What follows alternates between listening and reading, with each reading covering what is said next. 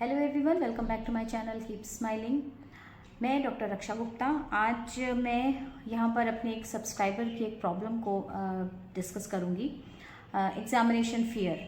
हम सभी जानते हैं कि जब बच्चे एग्ज़ाम देने जाते हैं, और इवन हम लोग भी जब पहले एग्ज़ाम देने जाया करते थे, तो कहीं ना कहीं एक फियर होता था। बहुत सारी चीज़ें आने के बाद भी हम भूल जाया करते थे, और जितनी एफिशिएंसी हमारे अंदर होती थी, क्वेश्चन को देख करके समझते थे कि हमें आता है, बट जब हम लिखने लगते थे तो वर्ड्स जो है नहीं आते थे, गुम हो जाते थे, और लगता था कि कुछ नहीं कर पाएंगे हम लोग एग्ज़ाम में।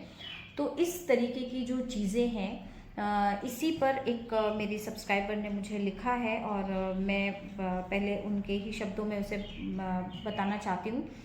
उन्होंने लिखा है, ये ट्रू है कि जो हो उसको एक्सेप्ट करना चाहिए। लास्ट वीडियो में हम लोग ने यही बात कही थी कि जो है उसके एक्सेप्ट करना चाहिए। तो उन्होंने यही लिखा है कि जो है उसको एक्सेप्ट करना चाहिए, बट मैम हमने अपनी थिंकिंग प्रोसेस को समझा है। मेरे अंदर एक एंग्जाइटी फीलिंग सी रहती है, उसकी वजह से मैं बहुत अच्छा आते हुए भी चीज़ें सही से फिनिश नहीं कर पाता हूँ, और बहुत सारे एग्ज़ाम में मैंने इस चीज़ का मैं शिकार हुआ हूँ।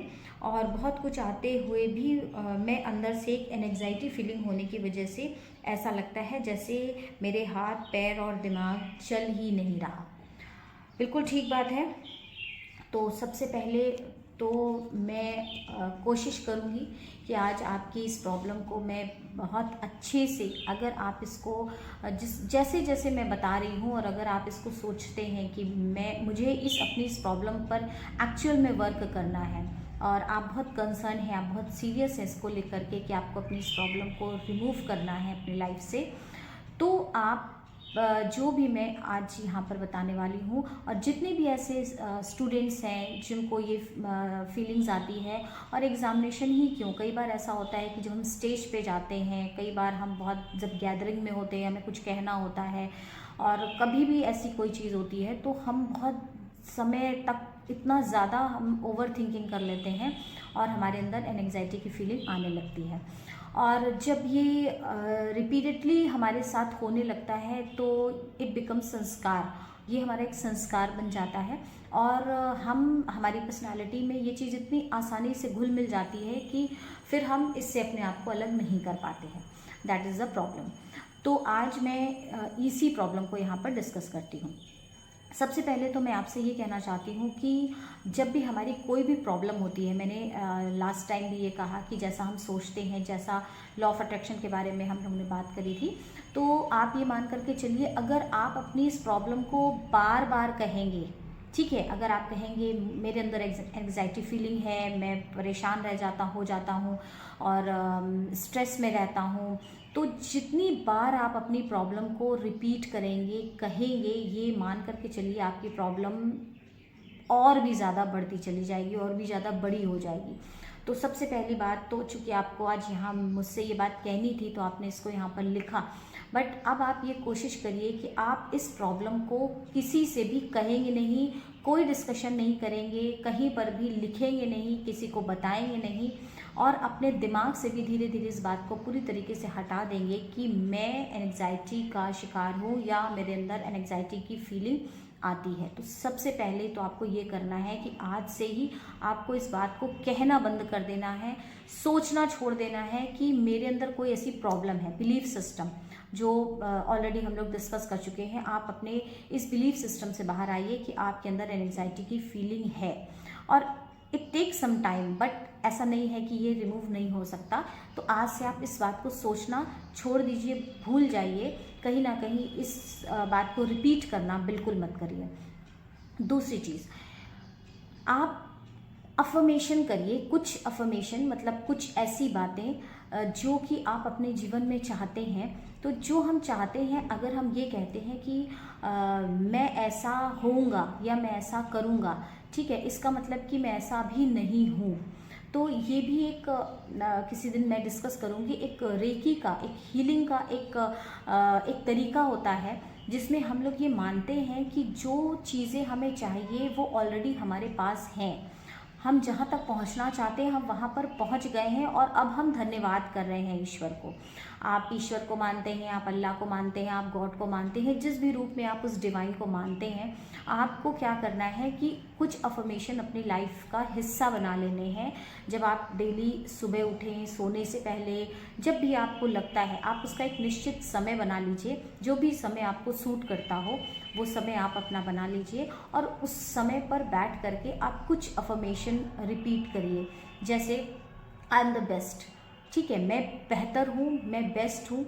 आई एम यूनिक पर्सन, मैं एक यूनिक पर्सन हूँ। देखिए हम सभी अलग अलग हैं यहाँ पर, और हर एक व्यक्ति के अंदर अपनी कुछ ना कुछ विशेष उसकी चीज़ें होती हैं, उसकी कुछ जो पर्सनालिटी होती है वो दूसरे से अलग होती है। इट मीन्स कि सभी लोग एक दूसरे से अलग हैं, सभी लोग यूनिक हैं, सभी लोग एक दूसरे से मिलते जुलते नहीं हैं। तो सबकी पर्सनालिटी अपने आप में स्पेशल है, ख़ास है।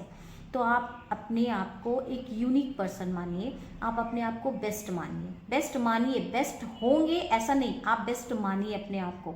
रिपीट करिए रोज कि I am the best, I am unique person. फिर दूसरी चीज़, God is always with me. आप ईश्वर को जिस भी रूप में मानते हैं, आप उस डिवाइन को जिस भी रूप में मानते हैं, उस एनर्जी को आप जिस भी रूप में मानते हैं, आप सोचिए कि वो एनर्जी ऑलवेज आपके साथ है, हमेशा आपके साथ है। और वो एनर्जी आपको कभी भी किसी भी रूप में किसी भी तरीके का नुकसान नहीं पहुंचाएगी। ये जो बात है, ये आप सिर्फ एंग्जाइटी की फीलिंग के ही लिए नहीं, जीवन की किसी भी प्रॉब्लम के लिए, जहाँ पर हमारे ऊपर किसी तरीके की समस्या आती है और हम इधर उधर भागने लगते हैं। कई बार तो ऐसा भी होता है कि हम वर्षों से जिस ईश्वर को या जिस एनर्जी को मानते आ रहे हैं, डिवाइन को मानते आ रहे हैं, थोड़ी देर में हमारा विश्वास उससे डगमगा जाता है और हम इधर उधर ऐसे लोगों के पास चले जाते हैं जो पूरी तरीके से वो ये कहते हैं कि आप ये करिए और आपका ठीक हो जाएगा। उसमें बहुत सारे पाखंड अंधविश्वास भी होते हैं और हम अपने उस सालों साल वर्षों की प्रेयर जहाँ पर हम करते आए थे, वो सब भूल करके हम किसी ऐसे व्यक्ति के पास चले जाते हैं। तो मान करके चलिए कि आपको इस बात पर पूरी तरीके से, पूरे अंतर मन से विश्वास करना है कि वो डिवाइन, वो एनर्जी आपके साथ हमेशा से है, हमेशा है और हमेशा रहेगी, और कभी भी आपके साथ कुछ भी गलत नहीं होगा। तो ये तीसरी बात। दूसरी चीज़, नेक्स्ट बात, I will do whatever I want to do. मैं वो सब कुछ करूँगा जो मैं करना चाहता हूँ। सब कुछ करूँगा मतलब यहाँ पर एक डिज़ायर है, मैं सब कुछ करूँगा जो मैं करना चाहता हूँ। ये रिपीट आपको डेली करना है। अब यहाँ पर आप कहेंगे कि मैंने पहले वाले में और इसमें कहा मैं करूँगा से मतलब ये है कि हम अपने जीवन के, हमारे बहुत बड़े बड़े लक्ष्य होते हैं, हमारे बहुत गोल्स होते हैं हम अपनी लाइफ में, कि बहुत कुछ करना चाहते हैं, बहुत कुछ अचीव करना चाहते हैं, whatever you want to achieve in your life. तो आपको करना क्या है, आपको ये कहना है, डिज़ायर करना है, एक डिटर्मिनेशन आपके अंदर होनी चाहिए कि मैं जो चाहता हूँ मैं वो चीज़ पा लूँगा, मैं करूँगा। ठीक है, तो ये भी एक आपको अफर्मेशन डेली कहनी है, डेली रखनी है अपने मन में कि मैं जो चाहूँगा मैं वो प्राप्त कर सकता हूँ, मैं जहाँ जाना चाहता हूँ मैं वहाँ पहुँचूँगा। तो ये भी एक अफर्मेशन आपको।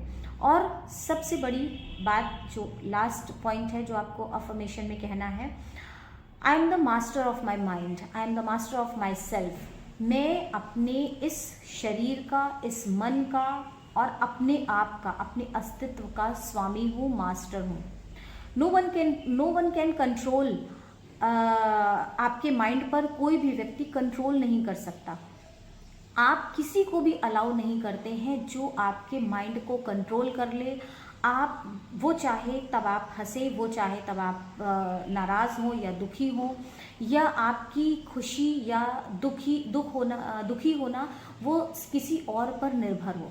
तो हमेशा इस बात को मानिए कि आप जो हैं अपने मस्तिष्क के, अपने शरीर के, अपने अस्तित्व के स्वामी हैं, खुद हैं। क्या होता है कि जब हम इसकी कंट्रोलिंग किसी दूसरे को दे देते हैं, जहाँ हमने कंट्रोलिंग किसी दूसरे को दी, तो हम खुश तभी होते हैं जब दूसरा व्यक्ति चाहता है।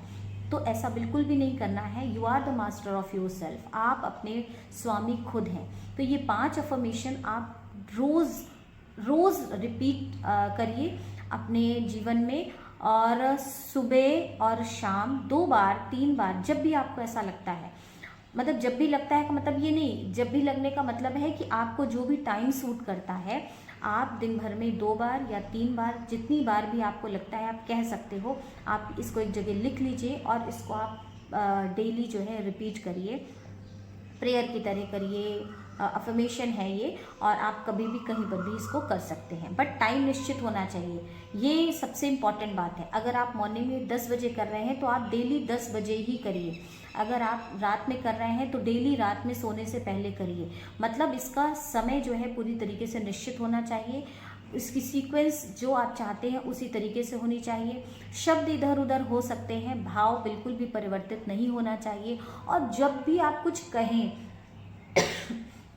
जब भी आप कुछ कहें तो उसके पीछे बिल्कुल भी कंफ्यूजन नहीं होना चाहिए। मतलब अगर आप ये कह रहे हैं I am the master of myself, it means you are the master of yourself. आपके पीछे कभी ऐसा नहीं होना चाहिए कि आप कह तो रहे हैं बट भाव आपके कुछ और आ रहे हैं।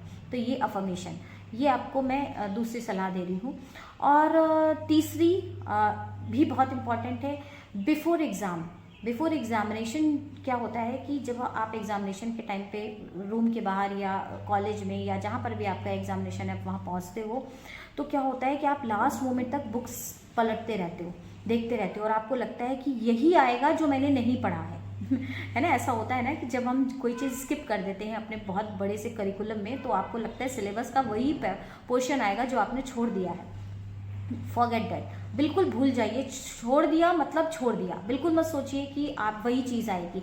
और अगर आपने उसको स्किप कर दिया है तो लास्ट मोमेंट तक आप उसको स्किप ही रहने दीजिए। फिर आप उसको एक बार टर्न करके मत देखिए कि ये मैंने छोड़ दिया था, इसको मैं एक बार देख लूँ, बिल्कुल मत देखिए।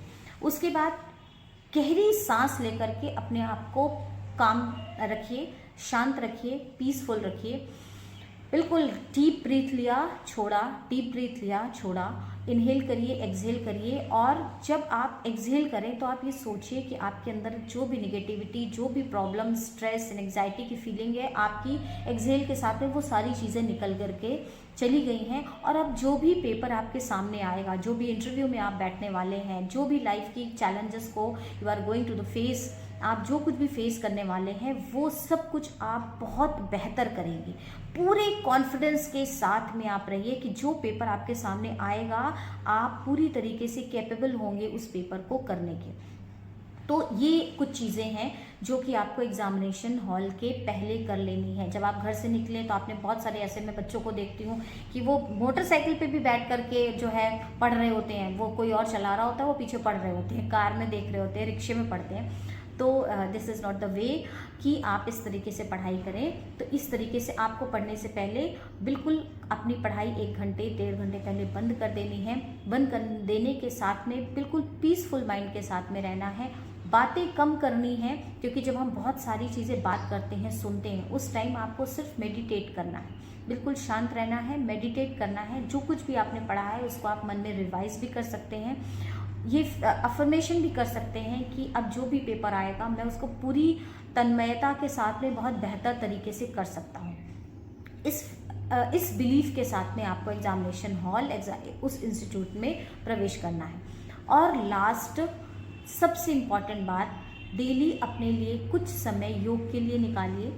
और योग में आपको बहुत बड़े बड़े आसन प्राणायाम के लिए नहीं, अगर आप एंग्जाइटी की बात कर रहे हैं, स्ट्रेस की बात कर रहे हैं, तो आप सिर्फ मॉर्निंग में थोड़ी देर बैठ करके डीप ब्रीथ करिए।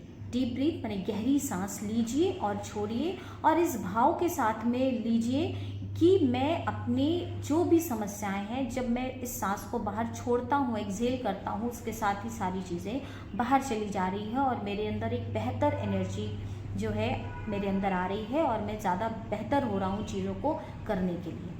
तो कुछ ये पॉइंट्स, कुछ एक टिप्स जो मैंने आज आपको सारे स्टूडेंट्स को दिए जो भी इस तरीके की किसी प्रॉब्लम के शिकार होते हैं और उनको लगता है I am not able to do, मैं एग्ज़ाम नहीं दे सकता या मुझे प्रॉब्लम हो रही है। तो इन सारी चीज़ों का ध्यान रखिए। तो मिलती हूँ फिर किसी नए विषय के साथ में। Keep smiling, take care, bye bye.